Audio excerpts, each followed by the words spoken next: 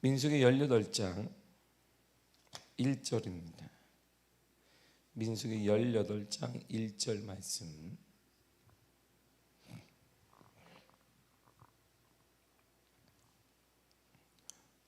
찾으시면 아멘. 다 같이 우리 한 목소리로 민수기 18장 1절을 읽도록 하겠습니다. 시작. 여호와께서 아론에게 이르시되 너와 내 아들들과 내 조상의 가문은 성소에 대한 죄를 함께 담당할 것이요 너와 내 아들들은 너희의 제사장 직분에 대한 죄를 함께 담당할 것이니라. 아멘. 기도하겠습니다. 하나님 감사합니다. 오늘도 이 이른 아침에 우리를 깨워주시고 간밤에도 귀한 단잠 허락하시며 하루를 주님과 열어갈 수 있는 은혜 주시니 감사드립니다. 오늘 하루도 하나님의 은혜로 선물을 받았습니다. 우리에게 주어진 시간 잘 활용하게 하여 주옵시고 한날도 주와 복음을 위해 살아가는 복된 하루가 되게 하여 주옵소서. 말씀이 곧 하나님이십니다. 하나님 만나는 귀한 시간 주심을 감사하며 예수님의 이름으로 기도했습니다. 아멘. 오늘 본문은 제사장직에 대한 임무가 나옵니다. 자격이 없는 자가 하나님께 가까이 가면 죽음을 당합니다. 이것이 구약에 우리가 알다시피 계속 반복되어지는 하나님의 만남에 대한 내용입니다. 그래서 아론과 그의 후손들이 성소와 제사장직에 대한 죄를 함께 담당해야 하게 되어 있어요. 왜냐하면 자격이 없는 자가 하나님을 만나게 되면 죽임을 당하니까 중간에 누군가 필요했단 말이에요. 왜? 자격이 없더라도 그의 기도와 그가 원하는 것들을 하나님께 누군가 알아야 되기 때문에 자격이 되지 않는 내가 하나님을 만나면 나는 죽게 되니까 중간에서 자격이 안 되는 나를 대변해서 누군가 대신 내 마음의 소원이나 내 것들을 하나님께 기도하거나 하나님께 말해야 될 사람이 필요했어요. 바로 그 사람이 제사장들이에요. 아론과 그의 후손들이 바로 제사장들입니다. 그래서 오늘 본문에 이렇게 말해요. 본문 1절을 다시 한번 읽도록 하겠습니다. 시작. 여호와께서 아론에게 이르시되 너와 내 아들들과 내 조상의 가문은 성소에 대한 죄를 함께 담당할 것이요 너와 내 아들들은 너희의 제사장 직분에 대한 죄를 함께 담당할 것이니라. 아멘. 자, 두 가지 죄 문제가 나와요. 두 가지 죄를 너희가 담당하라. 아론과 제사장들은 두 가지 죄를 담당해야 돼요. 첫째가 뭐냐면 성소에 대한 죄를 함께 담당하라. 두 번째가 제사장 직분에 대한 죄를 담당하라. 이렇게 나와요. 자, 너가 제사장이 대제사장이 되는 아론, 그 너희 자손들도 제사장이야. 그런데 이 제사장은 두 가지 죄를 담당해야 된다.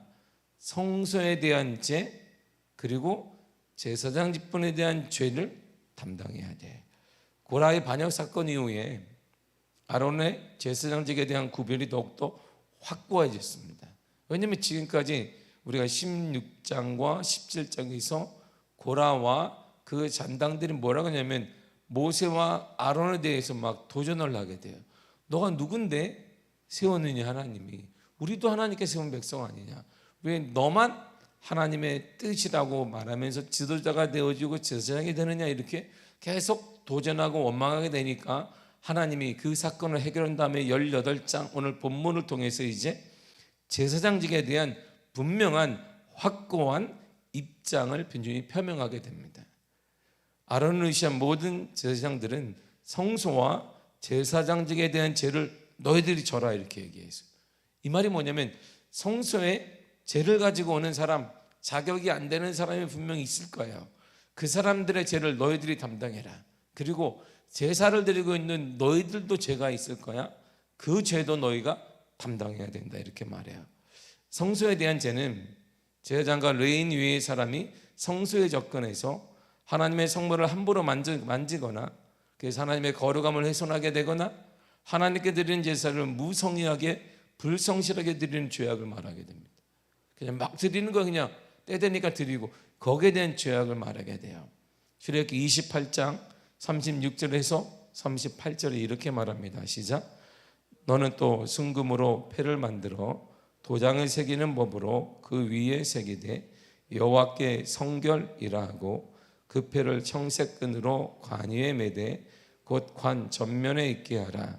이 패를 아론의 이마에 두어 그가 이스라엘 자손이 거룩하게 드리는 성물과 관련된 죄책을 담당하게 하라. 그 패가 아론의 이마에 늘 있으므로 그 성물을 여호와께서 받으시게 되리라. 아멘. 아론이 대제사장인데 아론의 이마에는 거룩이라고 설계해라 이렇게 얘기 나요. 사람들이니까 분명 하나님의 구별된 제물을 드려야 돼.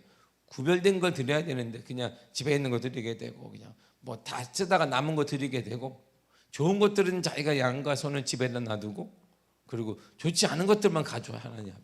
하나님과 받으세요 이렇게 드리게 돼요. 분명 하나님께서는 순양, 어린 양 가장 좋은 것들을 드려야 되는데 그건 자신들이 뭘까 농사를 지거나 뭐라 하게 되면 필요하게 되니까 그건 놔둬요. 그리고 곧 죽을 것 같거나 어차피 죽는 거 이렇게 말하는 그건 하나님께 오늘날 말하는 짜투리 시간을 하나님께 드린 가장 좋은 건 나를 위해 쓰고 가장 필요도 없는 것 짜투리 같은 것을 하나님께 짜투리 물질이나 짜투리 시간이나 이런 것들을 하나님께 드려요. 하나님 이거라도 받으십시오 이렇게. 거기에 대한 죄를 오늘 이게 출애굽기 28장에 얘기하게 되는 거야. 너는 이마에 거룩이라고 새겨서 이러한 것들이 백성들이 가지고 올 거야. 그 성물에 대해서 네가 하나님이 받으셔야 되니까 그들의 죄가 있지 않니? 그걸 네가 중간에서 죄를 사하는 권세를 행해라. 네가 기도하고 그러한 죄 다 아니까 하나님이 그 사람이 바로 징벌하거나 그들에 대해서 엄벌을 하는 것이 아니라 그것도 받을 수 있도록 대제사장인 너가 그들을 위해 기도하라. 그리고 거룩하게 만들어라 하고 그 직책을 하나님이 주신 거야. 바로 그것이 오늘 본문에 나온 성소에 대한 죄를 말하게 됩니다. 제사장 직분에 대한 죄는 제사장직을 수행하는 과정에서 발생한 죄악을 말합니다. 백성들의 죄를 담당하는 아론을 의시한 레위인들의 중보적인 역할은 대제사장이신 예수 그리스도의 중보적인 역할에 대한 예표예요. 제사장이 죄를 사하잖아요. 그래서 이 예표가 신약으로 그대로 넘어오면 예수님의 역할을 얘기하는 거예요. 예수님도 우리의 죄를 사하는 권한이 있다 이런 말이죠. 하나님의 집을 다스리는 큰 대제사장 예수께서 인류의 죄를 담당하셨으니 다시는 죄를 위해 제사 드리지 않아도 된다라고 우리가 예수님 위에 그래서 우리는 제사를 드리지 않는 거야. 우리가 그래서 예수님 위에 우리는 누구를 통해 기도하지 않는 거예요. 여러분 스스로 기도하게 되잖아요. 여러분 기도하고 예수님의 이름으로 기도합니다 라고 여러분들 끝나는 것처럼 말해요. 히브리 10장 21절과 22절이 이렇게 말합니다. 시작. 또 하나님의 집 다스리는 큰 제사장이 계심에 우리가 마음의 뿌림을 받아 악한 양심으로부터 벗어나고 몸은 맑은 물로 씻음을 받았으니 참 마음과 온전한 믿음으로 하나님께 나아가자. 아멘. 자 보세요. 하나님께 우리가 나아가게 되어 있어요. 그 이유가 뭐냐면 큰 제사장이 우리 가운데 계시다. 바로 그분이 예수 그리스도를 말하는 거예요. 우리 가운데 그리스도가 계심으로 우리가 죄 상태에 있다 할지라도 연약하다 할지라도 하나님께 나아갈 수 있게 된 거예요. 하나님께 나아가는 자마다 하나님의 은혜를 경험하게 되고 하나님의 역사를 경험하게 되고 하나님의 천지창조의 은혜를 경험할 수가 있게 되는 것입니다. 그런데 제사장도 인간이에요. 제사장 인간이잖아요. 그러니까 제사장도 완벽한 신이 아니에요. 완벽한 사람이 아닙니다. 어민이 제사장도 죄인일 뿐이에요. 죄인. 모두가 다 죄인인 것이에요. 그래서 하나님께서 이런 일을 감당하시게 하기 위해 먼저 명령하는 일이 있습니다. 구약의 제사장들은 1년에 한 번 대속죄일에 자신들의 죄를 먼저 속죄합니다. 제사장들이 먼저 제사장 중에서 대제사장을 뽑아요. 제의뽑기를 뽑고 그가 성소에 지성소에 들어가서 하나님께 기도를 해요. 첫째 기도가 뭐냐? 자신들의 죄를 회개해요. 제사장 직분을 하는데 우리도 인간이기 때문에 허물이 많습니다. 우리의 죄를 용서해 달라고 그들이 먼저 자신들의 죄를 회개하게 되고 그 다음에 이스라엘의 모든 죄를 그들이 회개하게 되는 것입니다. 그들이 거룩한 일을 위해 하나님께 선택된 자들이라 할지라도 죄 아래 있는 인간에 불과한 것입니다. 죄인이기 때문이에요. 그러므로 모든 죄인은 예외 없이 하나님의 은총이 필요합니다. 하나님의 죄사함의 은혜가 필요한 것이에요. 그것은 이스라엘 백성이라 할지라도, 제사장이라 할지라도, 아론이라 할지라도, 모세라 할지라도 하나님의 전적인 은혜가 필요한 거야. 죄사함의 은혜가 없이는 하나님을 만날 수가 없는 것입니다. 그래서 바울은 이렇게 얘기했습니다. 로마서 3장 20절이에요. 시작. 그러므로 율법의 행위로 그의 앞에 의롭다 하심을 얻은 육체가 없나니 율법으로는 죄를 깨달음이니라. 아멘. 의롭다 하심을 얻을 육체가 하나도 없어요. 우리가 행함을 통해서는 의롭다 하심을 얻을 육체가 이 땅에 아무도 없습니다. 제사장이라 할지라도, 모세라 할지라도, 온유함이 천하의 모든 사람보다 승한, 모든 사람을 능가하는 모세라 할지라도 의로운 사람은 없습니다. 아무도 없어요. 그냥 인간의 기준으로 볼 때 좀 더 착한 사람 같은데 나보다 좀 착하지 않은 사람, 우리의 기준이에요. 하나님 볼 때는 모두가 다 죄인일 뿐입니다. 히브리 8장 3절은 그래서 우리들에게 이렇게 말해요. 시작. 대제사장마다 예물과 제사드림을 위하여 세운 자니 그러므로 그도 무엇인가 드릴 것이 있어야 할지니라. 아멘. 대제사장 왜 필요하냐? 예물과 제사드림을 위해서 필요한 거야. 중간에 누가 죄를 사하는 권한을 때문에 대제사장이 필요하단 말이에요. 그런데 그도, 대제사장인 그도 무엇인가 드릴 것이 있어야 한다. 왜? 그도 죄인이기 때문인 것이에요. 그도 죄인이란 말이에요. 그러나 우리의 영원한 대제사장이신 예수 그리스도는 하나님의 아들로 자신을 속죄제물로 드림으로 완전한 속죄를 단번에 이루신 거야. 이들이 예수님께 하나님께 나올 때는 구약에서 양을 끌고 나오거나 소를 끌고 나와야 돼요. 그것도 없다 그러면 비둘기를 사갖고 나와야 돼요. 그것도 없다 그러면 산에 가서 비둘기를 잡아와야 돼. 이렇게 산비둘기를 잡아서 자신의 내가 돈은 없지만 갖고 왔습니다 하면 제사장이 듣고 죄를 속하고 그의 죄가 이쪽에 전가되었습니다. 이가 죽어야 되는데 그의 죄가 이 동물에게, 그의 죄가 양에게, 그의 죄가 소에게, 그의 죄가 비둘기에게 전가되었습니다 라고 해서 죄의 대가가 사망이니까 잡아서 죽인단 말이에요. 그래서 하나님께 이 사람의 모든 죄가 사하여졌습니다. 제사장이 하는 일이에요. 그런데 그 일을 신약에 와서는 동물로 하는 것이 아니라 바로 하나님의 독생자인 예수 그리스도가 우리를 위해 단번에 죽으심으로 우리가 속죄를 받은 거야. 우리가 지금 그러니까 예수를 믿는 모든 사람마다 속죄받는 은혜를 경험하게 되는 것이에요. 히브리 9장 28절에 이렇게 말합니다. 시작. 이와 같이 그리스도도 많은 사람의 죄를 담당하시려고 단번에 들이신 바 되셨고 구원에 이르게 하기 위하여 죄와 상관없이 자기를 바라는 자들에게 두 번째 나타나시니라. 아멘. 그리스도가 사람들의 죄를 담당하시려고 뭐 했느냐?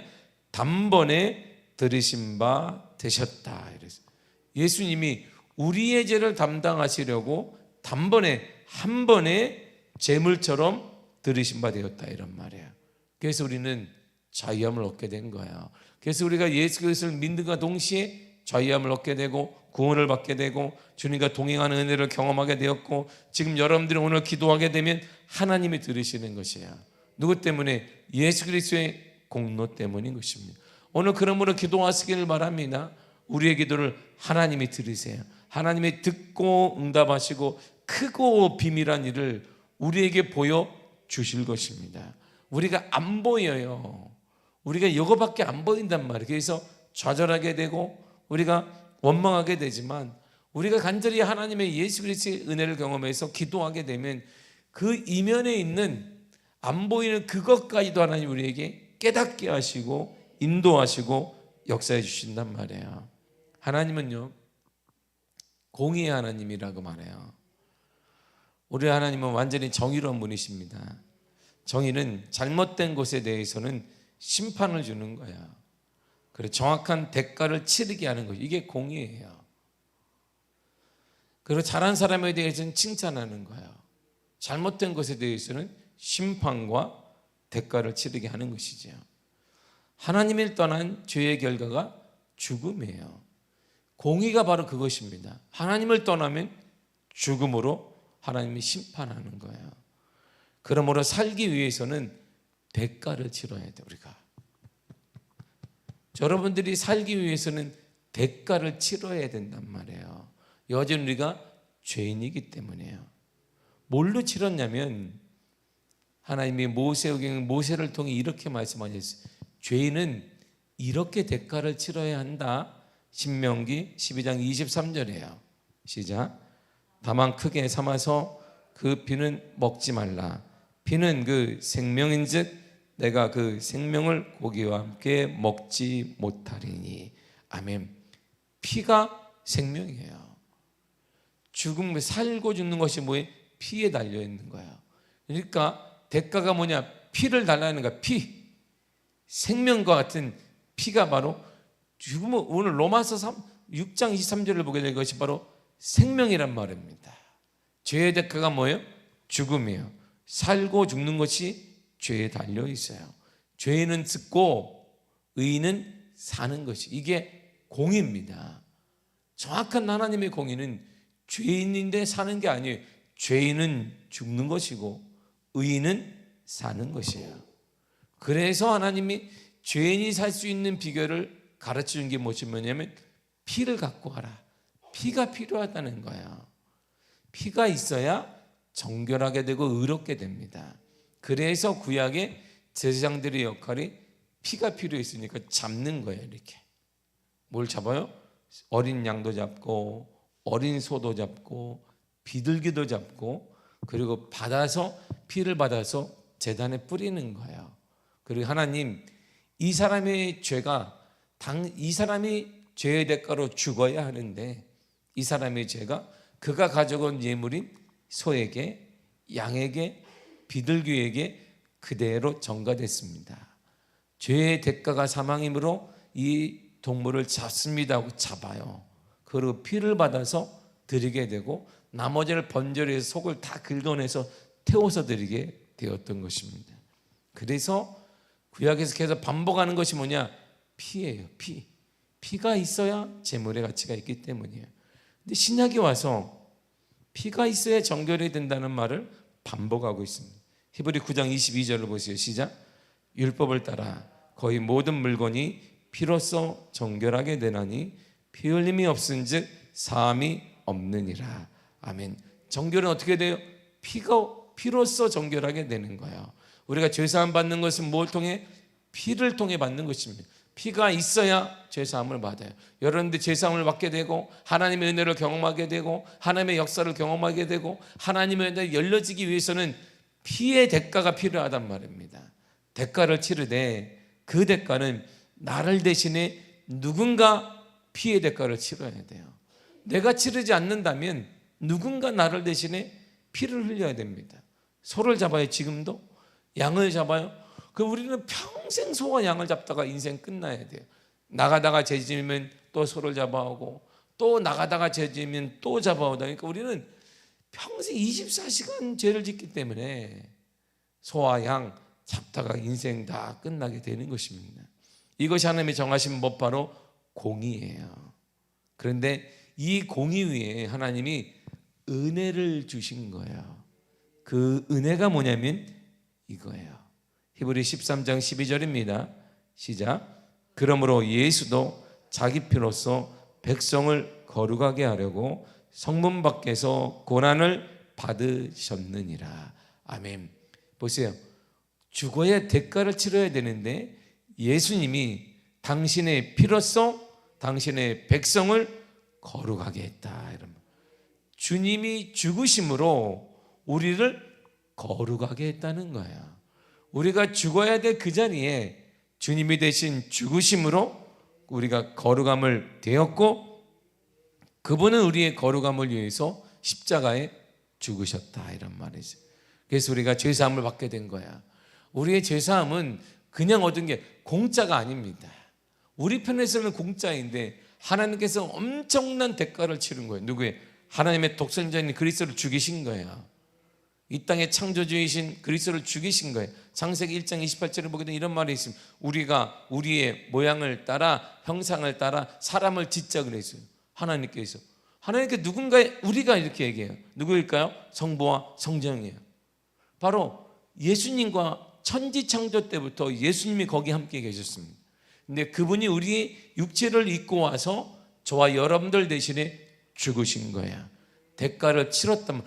그러므로 우리가는 쉽게 무너지지 않습니다. 사랑하는 성도분, 여러분들 무너질 일이 없는 이유가 뭐냐면 우리 때문에 그리스도가 생명으로 대가를 치렀기 때문이에요. 나 때문에 대가를 치렀는데 그리스도의 생명의 대가로 내가 살게 되었는데 우리는 쉽게 넘어지지 않습니다.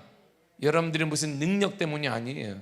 여러분들이 뭔가 뛰어나기 때문이 아니라 예수 그리스도가 여러분들 때문에 대가를 치렀기 때문에 우리는 쉽게 무너지지 않아요.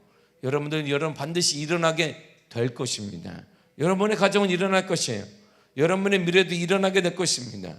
여러분의 자녀들도 일어나게 될 것이고 우리 교회도 일어나게 될 거예요. 이것이 우리의 믿음이에요.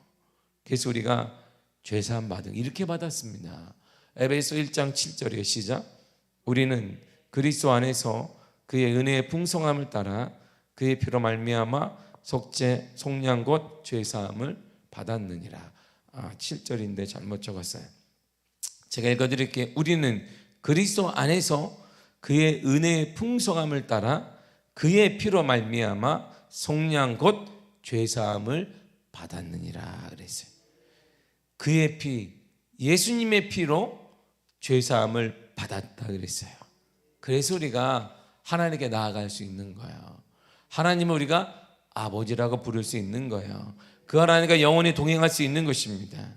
우리가 말하는 임마누엘 보고 그래서 받을 수가 있게 된 거예요.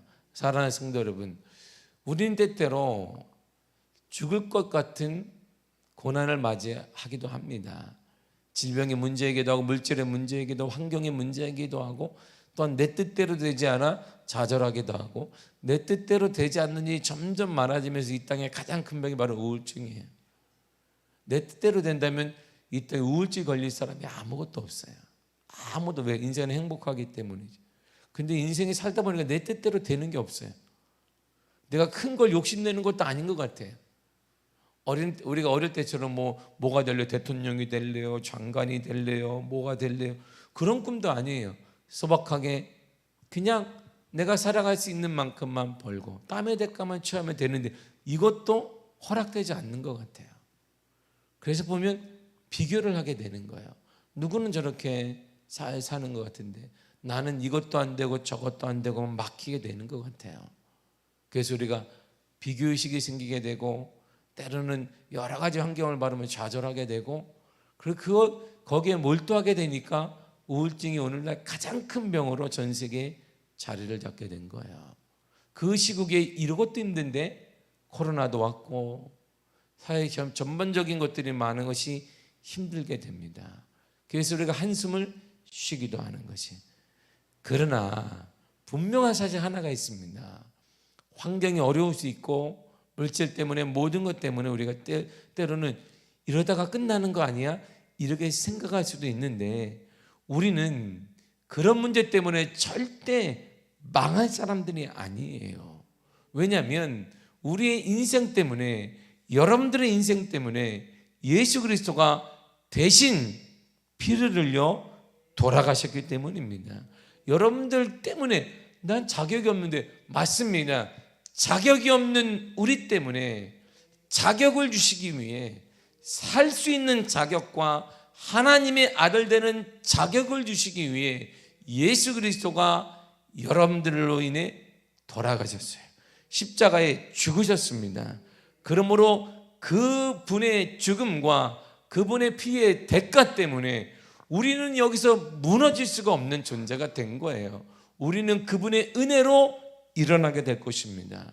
사랑하는 성도 여러분, 우리는 일어날 수밖에 없어요. 하나님이 여러분들을 세워 주실 것입니다. 살아나게 회복시켜 주실 거예요. 이것이 우리에게 정해진 길이에요. 이것이 그리스도인들에게 정해진 길입니다. 그래서 그리스도인들에게는 소망이 있는 거예요. 그래서 그리스도인들에게는 확신이 있는 것입니다. 그래서 그리스도인들에게는 이 세상 사람과 다른 거예요. 로마서 12장에 이 세대를 본받지 말라 그랬어요. 이 세대가 뭔데요? 지금 원망하고 사는 거예요. 우울증 걸려 사는 것입니다. 소망이 없다라고 말하는 것입니다. 사회가 불공정하다라고 말하는 것입니다. 모든 걸 다 이 사회와 무엇에다 원망과 탓하게 되는 것입니다. 그러나 우리는 예수님의 은혜로 이런 환경 가운데도 일어나게 될 것입니다. 여러분들은 예수님의 은혜로 회복될 것이에요. 치유될 것입니다. 우리는 이러한 때일수록 교회는, 우리가 섬기는 교회는, 하나님이 역사하는 우리 교회는 더 손을 내밀게 되고 이웃을 섬기게 되어지고 소망을 선포하는 교회가 될 거야. 이것이 교회이고 이것이 성도인 것입니다. 성도는 만만한 존재가 아니에요. 성도라 하는 이름은 만만히 모든 세대에 무릎 꿇는 그런 연약한 존재가 아닙니다. 우리는 연약하나 내 안에 계신 예수 그리스도 때문에 우리는 일어날 거야. 여러분, 그 문제 능히 감당할 수 있습니다. 여러분 이제 능히 이겨낼 수 있습니다. 주님의 도움을 구하시기를 바랍니다. 주님이 도와주실 것입니다. 반드시 힘을 허락해 주실 것입니다. 반드시 일어나게 해 주실 것입니다. 예수 그리스도, 나를 위해 돌아가신 예수 그리스도, 그분의 이름으로 일어나시기 간절히 축복합니다. 기도하겠습니다. 주님 감사합니다. 우리에게 은혜 허락